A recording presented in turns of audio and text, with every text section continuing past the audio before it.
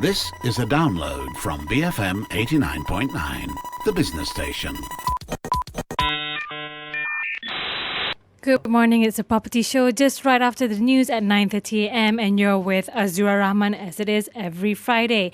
This morning we're talking about a new KL-wide initiative that allow you to adopt a space in our capital city and make it green. As there's so many dead spaces in urban areas, from traffic islands to ignored pavements, the Adopt a Park scheme allows us to turn these wastelands into something a bit more greener. I spoke to David Hashim, the founding partner of Veritas Architects and also the man responsible for spearheading this project. It's an interesting concept to start off with, but how did you first get inspired by this concept of adopting certain parts of the city and turning it into a green space? Well, they say that the best ideas are stolen from somewhere else, and I have to admit that's what happened here. I was visiting my brother who lives in a nice suburb outside San Francisco, and I was driving around the suburbs, and I saw all these nice little signboards stuck into these mini parks and gardens around the town, and with this Adopt a Park logo on it. And underneath it was Dr. Phil's Dental Clinic, or Jack's Auto Mechanic. And all these small companies had their names on these Adopt a Park signs. So I inquired about that, what was going on. And my brother explained to me how it works, which is essentially that to help defray some of the cost of maintenance of these parks, that the municipality reaches out to the community and works with corporates and individuals who would like to share in the cost of making their communities beautiful by and also getting some advertising dollars out of it by adopting these mini parks. These aren't big parks. These aren't fields and lawns and so on and so forth. They are mini parks in between the roads, roundabouts, Right. on the sides of the road or next to the buildings. These are public lands which no one's taking care of. And the city or the municipality can take care of them, but it comes at a cost. So it's worked very well. It's a very established concept in America. You'll see many small towns and even big cities have these adoptee arrangements. So it's a well-worn concept there in the United States, basically. Yeah. And what do these parks look like? The ones that you came across anyway in San Francisco. Well, they tend to be very simple. They're not glamorous because if you do something very flamboyant, it's gonna cost a lot of money, number one. Number two, it'll be costly to maintain. And these adoptions typically last for a period of time, like 1 year or 2 years. You can't make a commitment and make a payment for a park and have it forever. Right. It doesn't make sense. So after 1 year or 2 years, then another company can come in and offer to adopt that park, or the same company can continue. So they're simple. They're very, very simple. They're just green and nice and kept. The bushes are trimmed. The plants look fresh. There's no plastic bottles and cigarette butts because that is part of the commitment of the municipality to clean it. Okay, so fast forward to where we are today now. You brought this idea to DBKL in particular. What was the reaction by DBKL? Well, at first they were a little bit unsure about it because there is a bit of pride involved here. It is their responsibility. Yeah, some would argue, these are the areas that should be maintained by municipalities by themselves, right? Yes, but when I had a meeting with the mayor early on when I brought this idea back, and he was very open to the idea, but he did mention to me that there will be some challenges to roll this out. The perception, they didn't want to perpetuate a perception that City Hall is not doing their job, and therefore, private sector has to come and rescue. So we were very sensitive about that. And rather than position it as a rescue attempt, we positioned it more as an advertising opportunity for corporates to be able to publicize their contributions to the city. Right. Okay. So it's almost a way of It's like a CSR benefit for corporates to take part in this initiative. It's precisely CSR. Now, so how does it work basically in our Adopt a Park version here in KL? How would it work if you want to participate in something like this? Okay. So we started off to build the mechanism, to develop the paperwork. There's a lot of paperwork involved. In fact, most of the time that we needed to make this work was dealing with all the legal departments and the Jabatan Landscape, which is the landscape department at DBKL. Lawyers were involved in drafting up these contracts. Most of the time was that. So our job was to put together the mechanism for this to be able to work. So and we've also identified about 50 different pocket parks, mini parks around KL. These are ignored patches of what should be green, which have now become dirt and broken pavers and broken lights and signage. So we've identified these, and we have a list of them. 50 is quite a sizable number. 50, yeah. And they range from, I think the smallest is about 150 square meters, and the largest is about 3,000 square meters. So it's from very small to very large. We've also estimated the cost of what it would take to turn these dusty, dirty spaces into nice mini parks, and the cost of maintaining them that way for 2 years.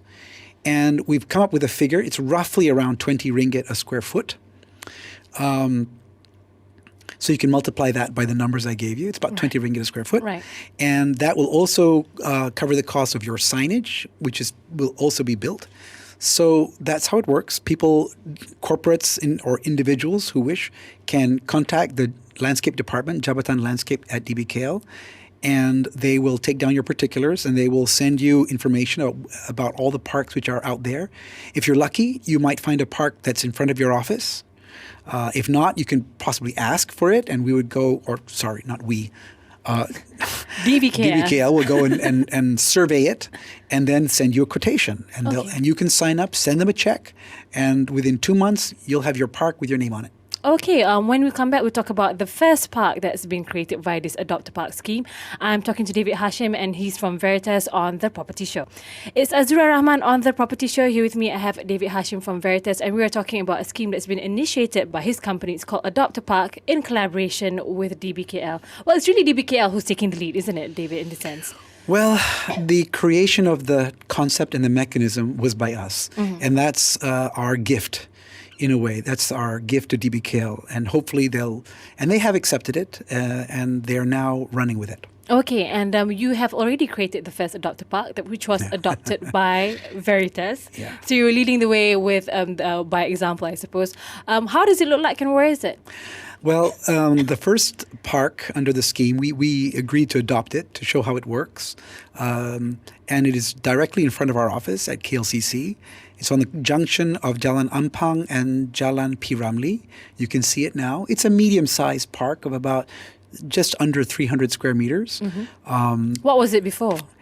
Like I said, it was just a piece of forgotten a median between various roads. It was dirty. It was full of plastic bottles and plastic wrappers and urban cigarette wasteland, butts. basically, in kind that of, sense, right? Yeah, kind of. It wasn't something attractive at all. It had some broken lights, and the signage was sort of ugly. Unloved. So we fixed it up, and we're very proud of that. There's some trees, there's some bushes, there's some hibiscus, we'd like to bring some hibiscus into all of the parks. In fact, that's part of the logo. Right. It's our national flower, and we thought that this would be a nice symbol to be found in each of these mini parks. Will all these parks look the same? Will there be a similar aesthetic between all of them? Well, yes, we'd like to create a common identity. So they're linked by the kind of species of trees. So whenever you pass one of these and you see this particular combination of plant species and our iconic red balls. What's that all about? Well, it's sort of an inside joke, so I can't tell you where it comes from. Right, You have to use your imagination. But these parks... They're concrete balls, basically. Big concrete balls of different size. And so you're meant to see these very clearly and go, oh, there must be another adopted park. Look, the red balls. So... Okay, so does it mean that those who participate in the scheme, those who've decided to sponsor a park, they don't have a say as to what will be part of the park in terms of how it looks or what plants that they could use? We'd rather they don't, because then it gets out of control. The manual that we've created is fairly clear. These species are chosen because they're inexpensive and they're hardy, which means they're durable in our climate. They don't require a lot of maintenance. They can suffer a little bit of abuse. They can, even in dry weather or wet weather, they can do well. If each adopter wants to create their own park, the whole thing goes out the window, and the maintenance cost of DBKL will be different. Right. And I imagine all these little parks, if they're all taken up, 50 of them altogether within KL, would almost develop a common language in terms of, the greenery in KL. Do you think at the moment we do have a certain identity when it comes to the greenery in KL, or could it be improved upon, and will this help that? I don't know. I'm not sure we have an identity. We're trying to create that. It changes from time to time. I think there should be some variation and diversity in our green, in our landscape throughout the city, and there are so many opportunities to do that. I mean, there are some very big parks in KL, Titiwangsa, Lake Gardens, KLCC, but we're talking here about the mini ones. We're really not getting more than 3,000 square meters. Mm-hmm. They're tiny.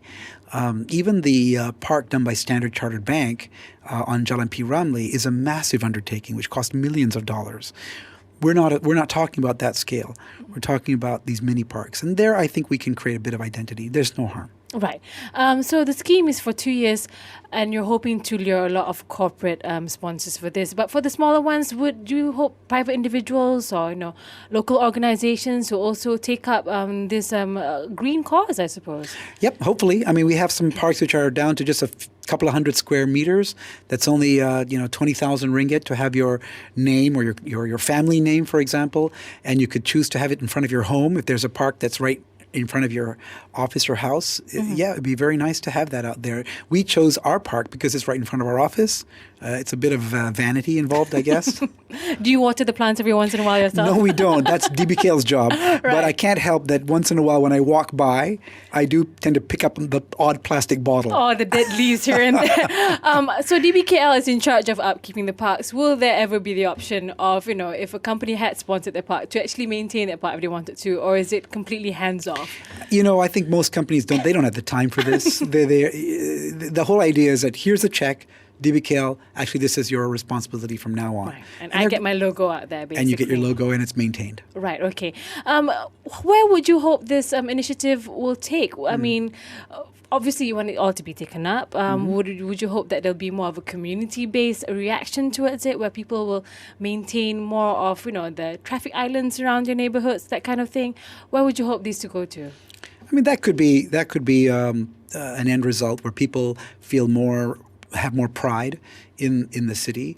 And human nature is such that if you see something that's beautiful, you tend to be a bit more careful with it.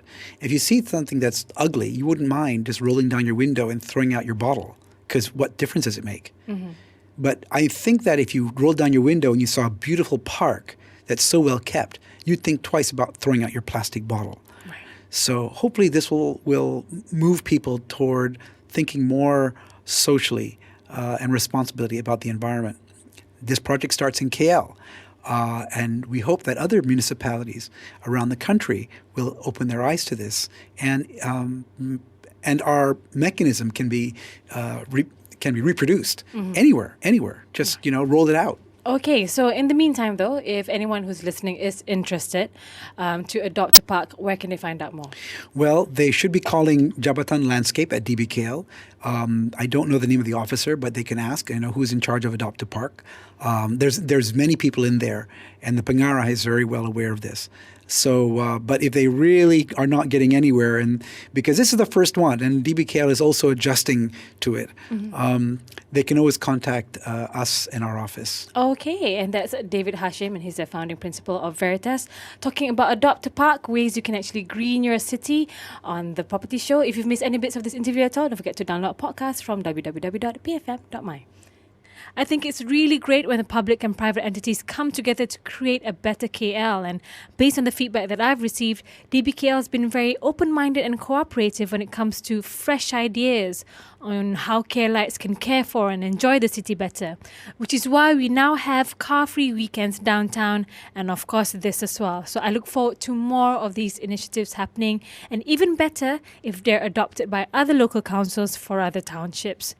Anyway, we now move on to the part of the show where we feature new properties that you may be interested to invest in. First up, we have Star Residences, Tower 2, Phase 2, and that's in KL itself, KLCC area to be precise. And it's a joint venture between Symphony Life and Land with 482 condo units on freehold land with a built-up between 707 to just over 2,900 square feet. Of course, it's KLCC and it's going to be a bit pricey, starting from 1.3 million going all the way up to 6 million ringgit, and that works out to about 1,850 to 2,200 ringgit per square foot. If you're looking for something a bit further out from the city centre, we've got Green Casa at Cyber South, and that's in Cyberjaya in Selangor, developed by Eco Green City Sendirian Berhad. And they have 418 two-storey link houses on leasehold land with a built-up between 1,500 to 1,900 square feet. There's no prices yet, but it's open for registration. And that's our show for this week. Don't forget to catch us next Friday as well at 9:30 a.m. after the news, where we cover all issues related to the real estate market on The Property Show. Thank you for listening to this podcast. To find more great interviews, go to bfm.my or find us on iTunes. BFM 89.9, the business station.